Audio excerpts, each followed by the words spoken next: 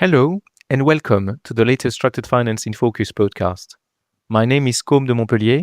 I'm a senior director in Fitch's cover bonds rating team, and today I'm joined by Natasha Guerer, who's a director in the team based in London. On this episode, we will be discussing our latest cover bonds rating criteria, which was republished on the 11th of September with a couple of significant updates. So jumping right in, Natasha, can you briefly tell us what these are? Yes, of course. There are two main changes. The first is to our resolution uplift analysis. The resolution uplift reflects the favourable treatment of covered bonds in a bank resolution. The update is more about refining how we analyse the resolution uplift than fundamentally changing it. And the second change relates to our break-even over-collateralisation for the rating, or OC. Very simply, for many programmes, we will now apply a haircut of 25% to the level of OC supporting the covered bond ratings. And both changes have no ratings impact. The resolution uplift will increase to 2 notches for a handful of programmes, and this will increase the buffer against an issuer downgrade for these programmes. Whereas the reduction to the break-even OC for the ratings will apply to most of our programmes, as to be eligible for the haircut, the resolution reference point, which is the issuer rating combined with the resolution uplift, must be at least BBB+, and that makes up the majority of our programmes. Thank you, Natasha, for this high-level summary. So getting into the details now, let's start with the resolution uplift. You said that fundamentally, our analysis hasn't really changed.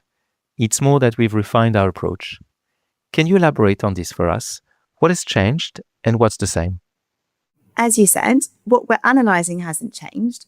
The resolution uplift still reflects the favourable treatment of covered bonds in a resolution of the issuer, which leads to a lower vulnerability to default than senior liabilities. Since we have more clarity on the resolution path for banks and on the likely impact on their covered bonds, we now make a distinction between issuers that have raised resolution debt buffers and those without debt buffer. So we no longer distinguish between issuers that have a rating based on support or based on their intrinsic credit quality. With the new criteria, the main differentiating factor is whether the bank has raised debt buffers, such as MREL. If yes, the programme is eligible for the maximum 2 notches of resolution uplift. In the absence of debt buffers, we then look at some other factors which would indicate the likelihood of cover pool enforcement in a resolution scenario.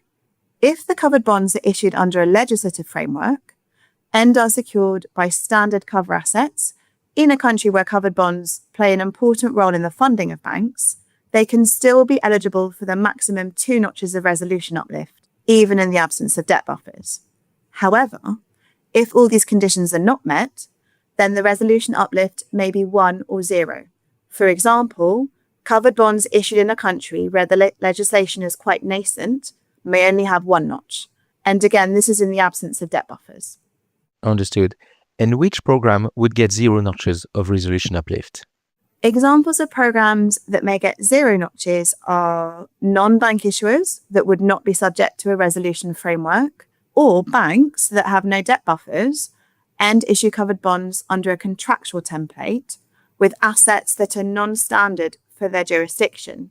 And by standard assets, we mainly mean residential retail mortgages or public sector exposures.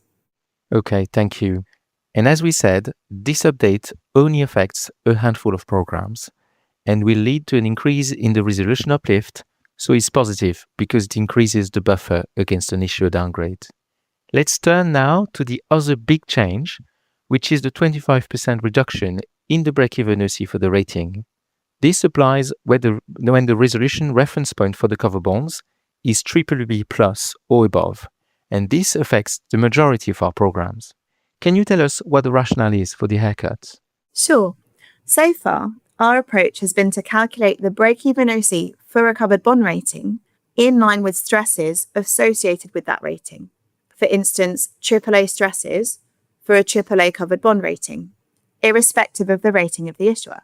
This has the advantage of stability because the break-even OC is stable even if the issuer default rating is downgraded, as long as the covered bond rating is still achievable with the notches of uplift. However, This method didn't give credit to the recourse of covered bond investors towards the issuing entity. In order to better address this dual recourse, we now recognise that the issuer will absorb some of the stresses in the programme before it fails, and there's a switch of recourse to the cover pool. We reflect this dual recourse by applying a haircut to the break-even OC when the issuer's resolution reference point is BBB+ or above. And, just to be a bit more specific, we will also only apply this 25% haircut if issuers have sufficient eligible assets available for their programme. The reduction in break-even OC for the rating applies to the majority of our programmes, but it has no rating impact. And this is because none of our ratings are constrained by over-collateralisation. Thank you for the rationale that for issuers of a certain credit quality, we no longer size for the full break-even OC, as we are giving credit to the dual recourse. Can you explain why the haircut is 25%?